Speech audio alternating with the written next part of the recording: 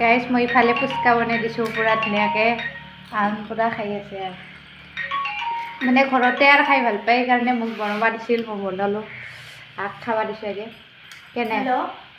কেনে আছে চুপাৰ ফুচকা খাইছোঁ চুপাৰ অলপ পাছত ফোন কৰিছোঁ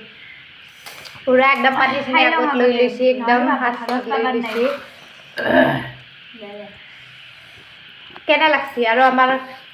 বাইদেউ মানে একমাহ আছে না তাইক বিয়া সেইকাৰণে তাইক অলপ ভালকৈ কৈছোঁ আৰু আমি বঢ়িয়া লাগছে আৰু মা তোমাৰ কেনেকুৱা লাগছে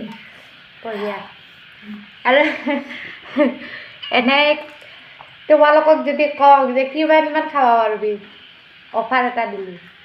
ফুচকা অফাৰ দিম এটা কিমান খাবা আৰু 100টা আৰু মাই মই একখাৰকে খাব পাৰিব বা এইহে আছলি ফুচকা লাভাৰ আৰু আমাৰ মায়ে আৰু আপিকো কাটাইছি ফুচকা ঘৰ আৰু ইফালে মেকৰিটো লগ লাগছি ইফালে পূৰা খাই থাকক বেয়া আৰু দৰ্শকক দেখি দি এটা বঢ়িয়াকৈ পানী চানী লৈ আৰু বতৰটো আজি কেনে ফুচকা খোৱা বতৰ না ফুচকা খোৱা বতৰ নহয় তথাপিতো খাওঁ আৰু গৰমত ফুচকা খাই বেছি ভাল লাগে আজি ঠাণ্ডা বতৰ দে ঠিকে আছে খাই লোৱা